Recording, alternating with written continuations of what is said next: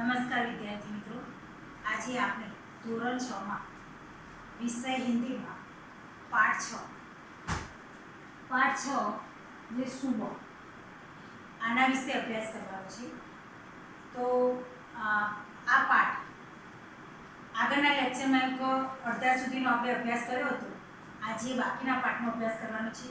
तो दरेक विद्यार्थी पोतानी पुस्तक में ध्यान आपे। पुस्तक में पाना नंबर 38 पर पेरेग्राफ 3। हाँ माँ, मैंने नाश्ता कर लिया। दूध का मेवे वाला दलिया बहुत अच्छा बना है। माँ, मैं हाथ धोकर अभी आती हूँ। रेशमा अपनी कुर्सी को धकेलते हुए रसोई घर में पहुंची। रेशमा माँ को बर्तन डिब्बों पर लेबल लगा लगा कर पकड़ाती गई और माँ उसने व्यवस्थित ढंग से सजाती गई। रसोई घर फिर से चमचमाने लगा। तो इनका सवारे रेशमा नाई धोई तैयार थई नास्तो करी पछी रसोई घर एटले के रसोडानी अंदर पोतानी माताने घरकाममां मदद करे छे। पिताजी दफ्तर चले गए। माँ को लड्डू बनाने के लिए कुछ जरूरी सामान चाहिए था। गोलू तो बहुत छोटा है। दादी जी बहुत बुजुर्ग है। अब सामान लाए कब?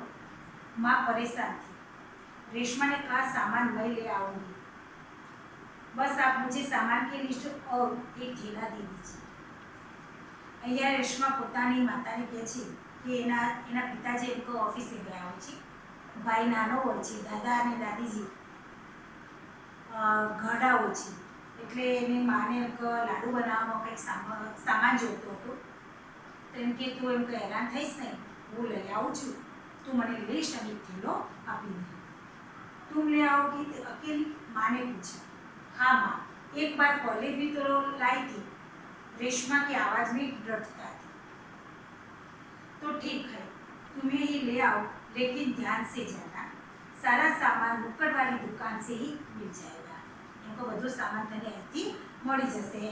थोड़ी देर बाद रेशमा सारा सामान लेकर लौटी। उसने गोलू को आवाज दी, गोलू ये लो, तुम्हारे लिए टॉफी लाई हूँ। और टॉफी पाकर खुशी से उछलने लगा। कुछ ही दिन बीते थे। एक दिन शाम को रेशमा का घर दियों से, उनका झिलमिल प्रकाश से जगमगाने लगा। पूरा मोहल्ला जगमगा रहा था। जहाँ रोशनी ही रोशनी थी। क्या जमीन, क्या आसमान। दादी जी ने बताया कि दीपावली अंधेरे पर उजाले की जीत का त्योहार है। बुराई पर अच्छाई और असत्य पर सत्य की सदा जीत होती है। तो पछी थोड़ा दिवस पछी एमको सांजे रेशमानु घर एम दीवारथी जगमगी रह्युं हतुं। आखो मोहल्लो दीवारनी रोशनीथी प्रकाशित हतो।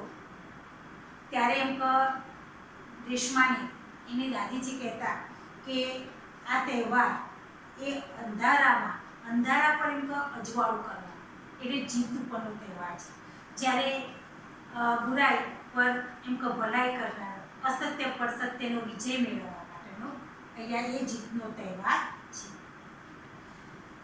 एम के इस दिन रावण को पराजित कर राम अयोध्या लौटे थे। एम के ए रीतना पहेलानो एम के कहेवातुं के आ दिवसे दिवाळीना दिवसोमां राम रावणने हरावीने अने अयोध्या આવ્યા હતા। एना खुशालीमां एम का तहेवार उजवातो आदि मान्यता होती। उसी खुशी में यह त्योहार मनाया जाता है। रेशमा और गोलू बड़े ध्यान से दादी जी की बातें सुन रहे थे। बंदे भाई बहन उनका पोतानी दादी ने बात सांभी रहा था। कुछ देर बाद सबने मिलकर पूजा और प्रसाद खाया। पूजा की और प्रसाद खाया। गोलू अपने दोस्तों के साथ पटाखे छुड़ाने में मग्न हो गया। रेशमा अपने दादा दादी के साथ फूल जड़िया जला रही थी। इतने में रेशमा ने क्या देखा कि गोलू ने जिस पटाखे को बुझा हुआ समझकर छोड़ दिया था, उसमें से चिंगारियां निकलने लगी। गोलू की पीठ पटाखे की तरफ थी। रेशमा चिल्लाई, गोलू गोलू बचो, तुम्हारे पीछे इनका पटाखा है। आ रीते इनको एना दोस्तों ने साथे एनो भाई गोलू इनको फटाकड़ा फोड़तो तो त्यारे एक फटाकड़ो एम कहीने सड़कतो फेंकी दीधो तो અને એમ કંઈ બુજાઈ ગયો છે એવું જાણીને તે લેવા જાય છે ત્યારે રેશમા એકદમ જોરથી બૂમ પાડે છે કે ગોલું ગોલું એમ કે દૂર ભાગો એમ. છતાં પણ એ સાંભળતો નથી. ફટાકા કે શોર મેં, શોર એટલે કે અવાજ, फटाकड़ाना आवाज में रेशमा की आवाज दब गई। बाकी लोग कुछ समझ पाते, सबसे पहले रेशमा जल्दी जल्दी कुर्सी को धकेलती गोलू के पास जा पहुंची। उसने गोलू को जोर से धक्का दिया और खुद आगे निकल गई। बराबर, गोलू ने एकदम जोर से धक्को मारे, पोते पण आगे गई। अपनी कुर्सी की गति के कारण धड़ाम जोर का धमाका हुआ। कुर्सी की गति વધારે હતી એટલે ધડાકાનો અવાજ આવ્યો। रेशमा की कुर्सी में गोलू को जलने के बचा लिया। गोलू को कुछ समझ न आया कि धक्का किसने दिया और क्यों। धमाके की आवाज़ सुनकर माँ पिताजी भी बाहर दौड़कर चले आए। कुर्सी रेशमा ने ऊपर थी और रेशमा नीचे। जेवी रेशमा पड़ी એટલે कुर्सी ऊपर થઈ ગઈ હતી, नीचे હતી। पिताजी ने कुर्सी सीधी की और रेशमा को उस पर बैठा दिया। भयभीत थी रेशमा, डरी गई थी। उसकी माँ भयभीत थी। रेशमा ने माँ का घबराई गई थी। बोली, कहीं चोट तो नहीं लगी रेशु? रेशमा ने उसने सारी बात बताई, सारी हकीकत कही। सबने रेशमा की पीठ थपथपाई। पीठ थपथपाई એટલે કે શાબાશી दी। બધાએ रेशमा ने शाबाशी આપી। गोलू रेशमा के पास आकर नाटकीय ढंग से बोला, दीदी आज तो अपनी मेरी जान बचाई। आपका यह धमाकेदार धक्का मुझे हमेशा याद रहेगा।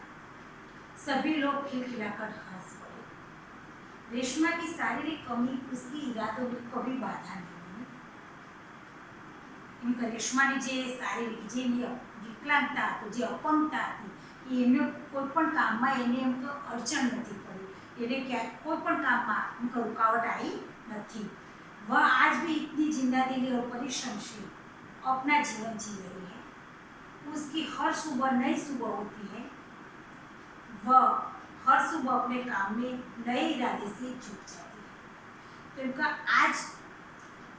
આજે પણ રેશમા પોતે પોતાનું જીવન જિંદાદિલથી, ઉત્સાહીથી એટલે મતલબ કે અને પરિશ્રમથી પોતાનું જીવન જીવી રહી છે। તેને દરેક સવાર ઉત્સાહીભરી સવાર હોય છે, તે દરેક સવાર પોતાના ઉત્સાહીથી કામ કરતી હોય છે। તે સવારે વહેલા ઉઠી પોતે જ પોતાનું જ કામ એમ કે નए इरादे से પોતાના કામમાં જોડાઈ જતી હોય છે। એને ક્યારેય જીવનમાં આળસ હોતી નથી। પરિશ્રમ મહેનતુ આવી રેશમાને પ્રસંગ કથા છે।